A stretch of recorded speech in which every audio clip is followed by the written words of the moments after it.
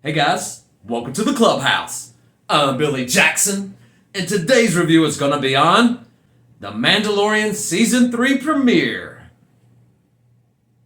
Okay, now y'all all know that Star Wars is my favorite franchise, so of course I am super pumped up for Season 3 of Mandalorian. Season 1 was friggin' incredible. Season 2 was even better than that. But when they said that Season 3 was going to be delayed and we were going to have to wait a little bit longer for it to come out, I was a little trepidatious. I'm going to be honest with you. And I was kind of nervous. I had faith in them, but I was real nervous about this premiere coming out. Did it stand the test of time? Did we lose anything by waiting too long? No! This was awesome! This premiere was just like the other premieres of the seasons. Incredible. That being said, I truly felt like this episode was like the Snickers of Mandalorian. We got everything that we loved from the first two seasons jam-packed into one episode. And I thought that was incredible. How they did it in such a short period of time, which is my one critique about the show, is that the episodes are too short. Because I was, just getting into it, and then credits roll. I was literally felt sick because I wanted more. But that's okay, guys, because I know it's all coming, and it gives me something to look forward to every Wednesday. So I'm super excited. Now, let's talk a little bit about this episode. Now, to let you know, there will be spoilers because I'll be talking about a little bit of everything that happened because there was a lot jammed in. That's why I say it's the Snickers of The Mandalorian. Because we got, like in every season premiere, we got a great beast fight. And usually the episodes with the beast in them, it's about fighting that beast. But no, they just throw it at us while their Mandalorians are doing this ritual thing, which I also thought was cool. And the graphics on it were done so well. It looked believable. It looked real. I was super impressed. But not only that, as a Star Wars fan, I got all kinds of Easter eggs in this. I'm not going to go over them all because I don't want this video to run too long for you guys. But I'm going to tell you my favorite one, and that's the friggin' space whales. Now, I know for you people that don't really watch, animated stuff, and that's okay, because I totally get it. It's not for everybody, but I just love everything Star Wars. So, of course, I've seen almost everything Star Wars.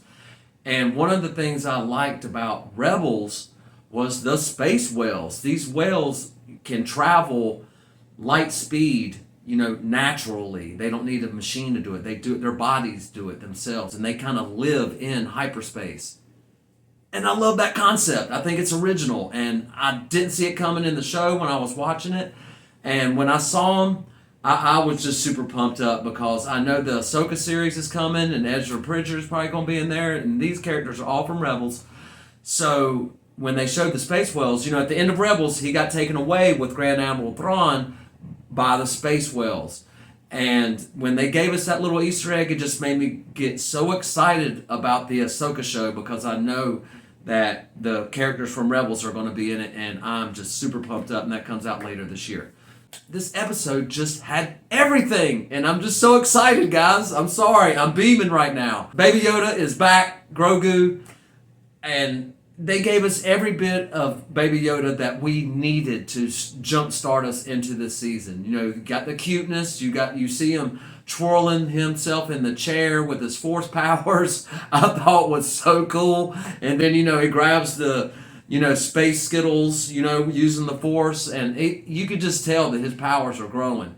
And in case you guys didn't know, let me inform you a little bit that Jon Favreau did make an announcement the other day that Baby Yoda trained with Luke Skywalker for 2 years. And by the way, if you have not seen the end of Book of Boba Fett, the last 3 episodes, then you might be a little confused. If you're just going from the end of season 2 of Mandalorian straight to this episode, you might be like, well, what happened with Yoda and Luke Skywalker? I get that. But you have to watch the last 3 episodes of Book of Boba Fett to really understand that. They kind of tell you a little bit in it. They give you a little exposition in this episode, but not enough, I thought, for the average, showgoer to be able to understand what really happened. So I encourage you, if you do not watch Book of Boba Fett, I didn't like that show. I just liked the last 3 episodes because it was all about the Mandalorian and Baby Yoda and some other stuff sprinkled in that only a fan would truly love. So anyway, that being said, you have to see the last 3 episodes of Book of Boba Fett to understand what's going on and why Baby Yoda and the Mandalorian are back.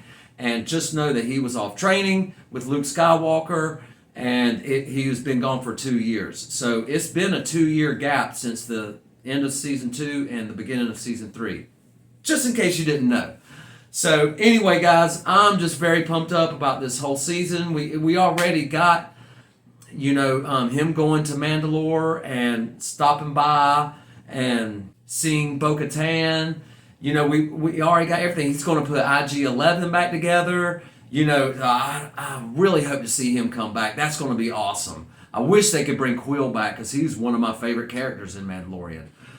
I have spoken. All that being said, guys, I'm super pumped up. Just know I'm not going to do reviews on every episode. I just wanted to do it for the premiere. But I will give my final thoughts on the season finale and the whole season, together as a whole when it's over. So, it's not all about what I think. What do you think of the premiere? Did you see it? Do you plan on watching it? What do you think about Mandalorian as a whole and Baby Yoda and all this stuff, all about Star Wars? Let me know everything in the comments below. Remember to like my videos and subscribe to my channel. And as always, make yourself happy every day. And the only way to do that is to remember the only thing stopping you is you stopping. Bam!